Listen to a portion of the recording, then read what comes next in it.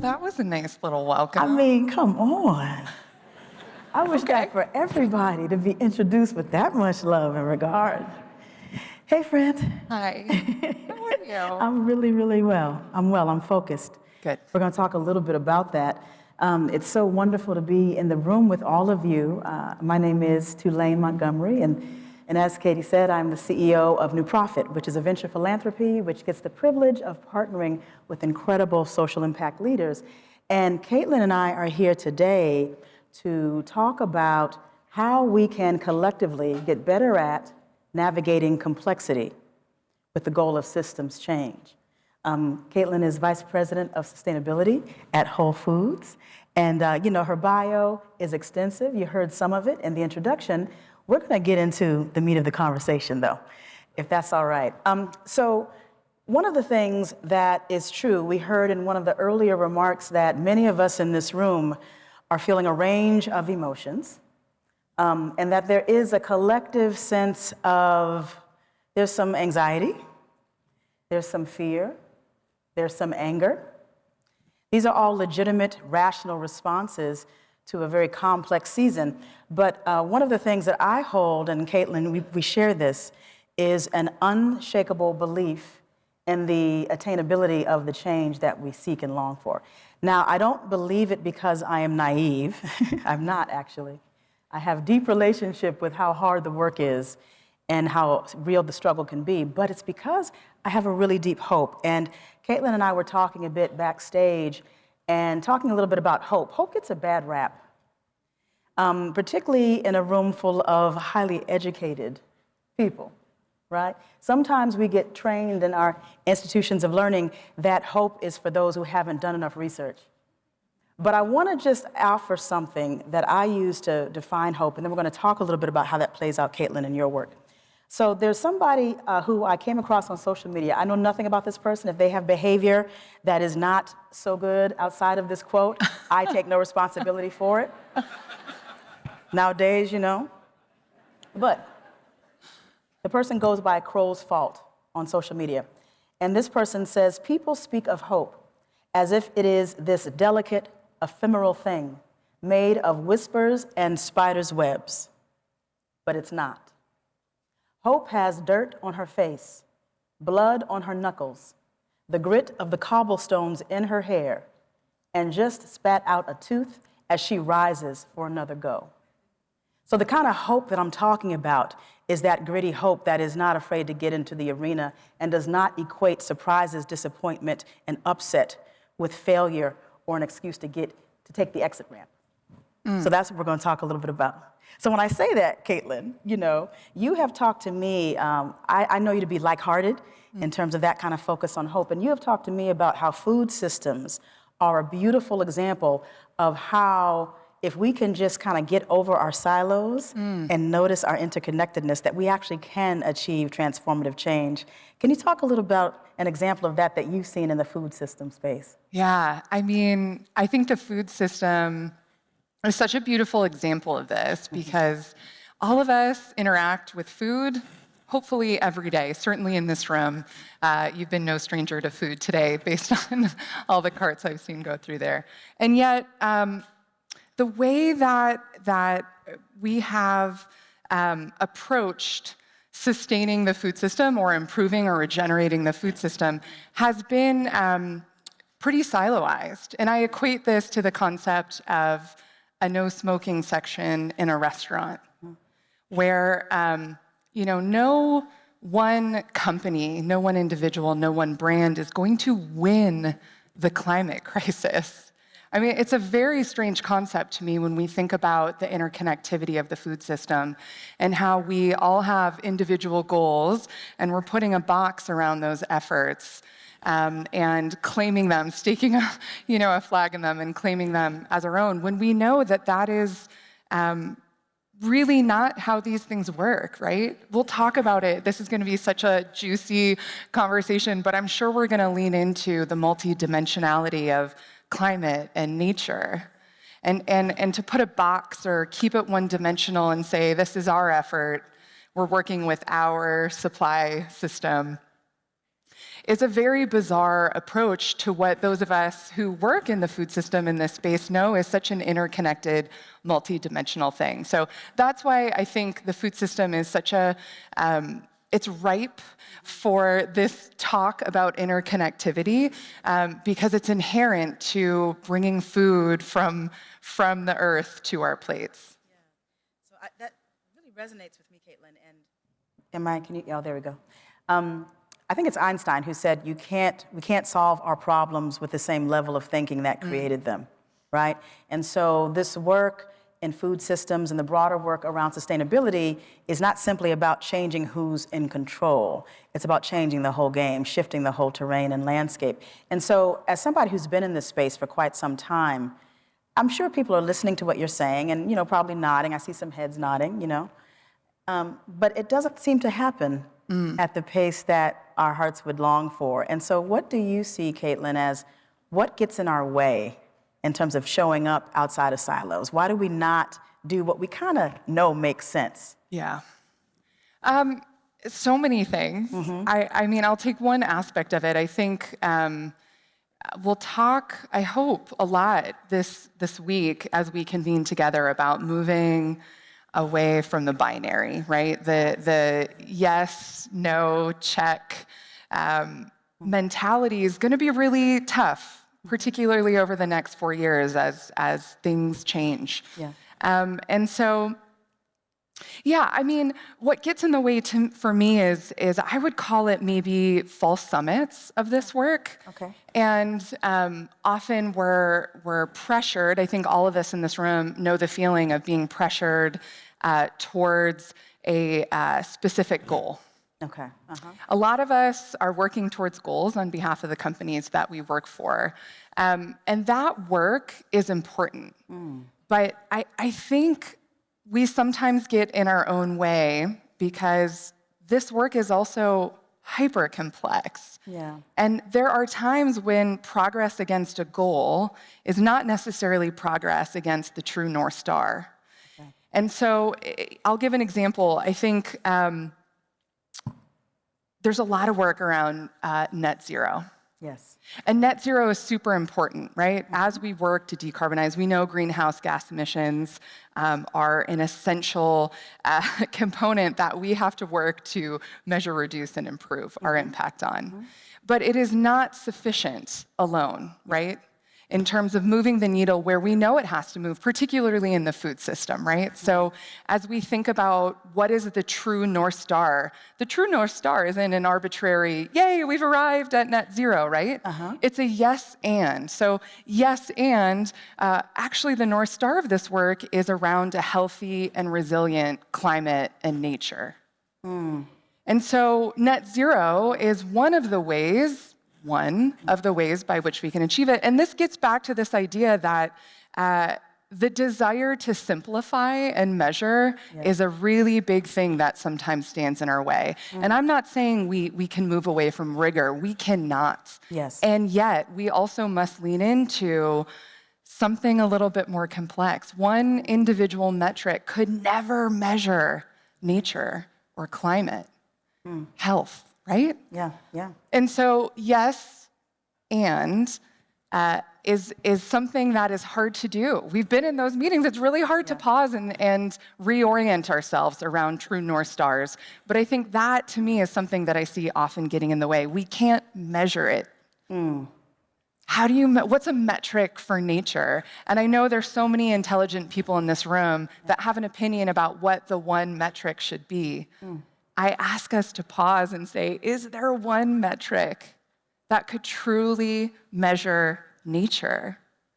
And so that means we must take a beat, take a pause, reflect on the true North Star, and lean into the complexity of maybe 3 metrics, a handful of metrics, acknowledging that no one metric is really going to get us there. I heard some snapping. I said, you can emote. It's okay. It's a juicy group. It is. It's a tender group. Yes. So I would say this. So North Star, don't confuse the tactics en route to the North Star with the North Star itself. Absolutely. And to not confuse the things that are easily measurable. Not to say the work to get there is easy, clear that it is not, but the things that are easily measurable may or may not be the things that need our sustained focus, right? Or they may be that plus other things that we aren't as easily able to measure. I hear all of that. It makes a lot of sense to me. I think what comes up in conversations I've been in here at this conference and just in general at New Prophet is focus.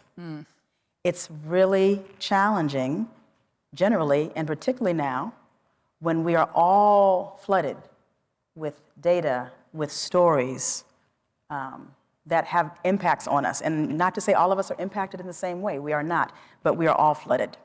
You know, our brains are overfilled most days.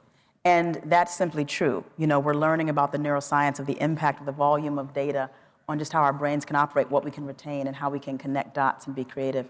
So I wanted to just offer just a thought around focus, right? So there's a sociologist named Jennifer Walter, and she says in seasons when you are flooded, that there's a few things you can do, and I want to pressure test these with you, Caitlin. So one is setting boundaries, which is, what are the 2 to 3 priorities that you, with your network, your company, your business, your community, that you're going to dig into? Part of the power of convening now, like earlier speaker said, you know, initially I was wondering, is it why, you know, what's the point of getting together? Well, the point of getting together is that community is medicine, that network intelligence is always going to be far superior to individualized, siloed intelligence. And so if you can know that you're in cohesive community, it kind of gives you permission to not try to boil the ocean, for lack of a better expression in this audience, right? It gives you permission to say, these are the 2 to 3 places where I have a set of superpowers, perspectives, resources to bring. So one is to set boundaries. Another is to use aggregators and experts. One of the things I respect, Caitlin, about you so much is that, you know, there's a set of information and experience you have that if I have a question, I can draw on that. I can trust you, trust the validated perspective you bring. And I don't have to know all the things about the things you know about food systems in order to access relevant information when I need it to do the work that I'm uniquely positioned to do. So there's this sort of push and pull tag team approach. The other is, there's something to be said about taking a beat. You said take a beat a couple of times, and I think that's important.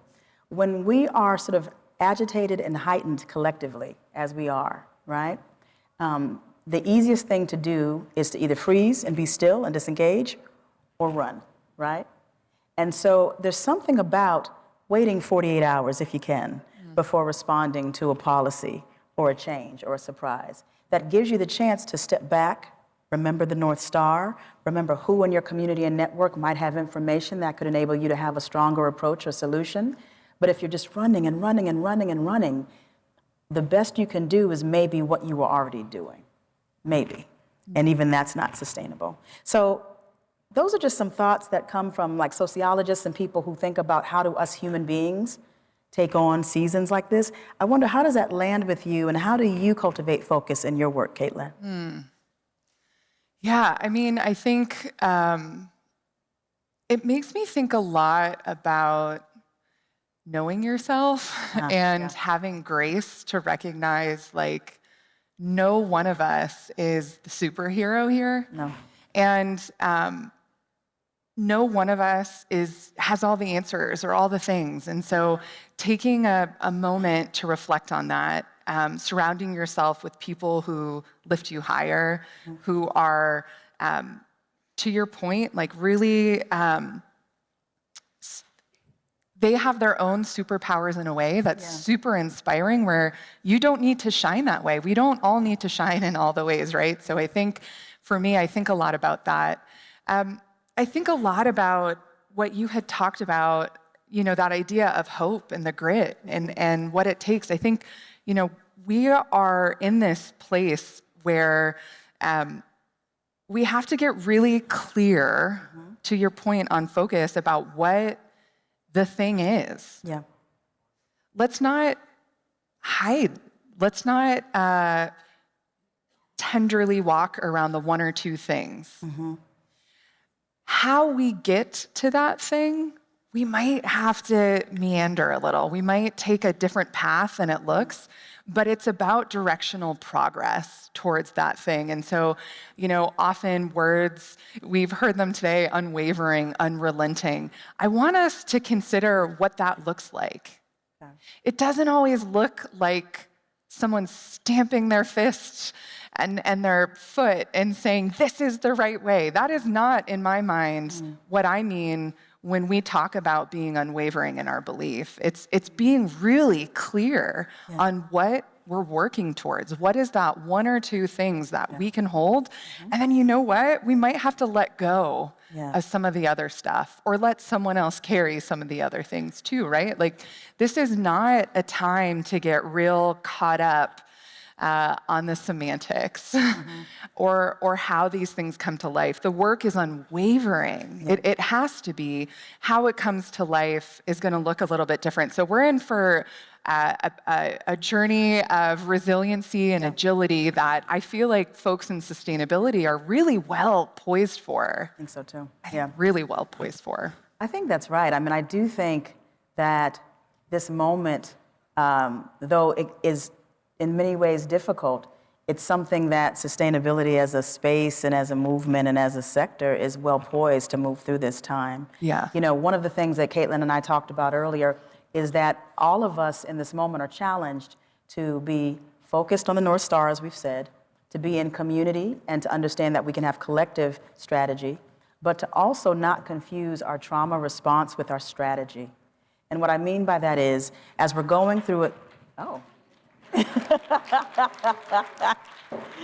but what I mean by that, those of you clap, you understand me. What I mean is that, look, listen, this work in any season, certainly in this one, but in any season, it can invite rage at injustice and balance. It can invite fatigue at the pushback. It can invite grief about the choices that we've made as a society and as a species that are not serving our planet and our sustainability.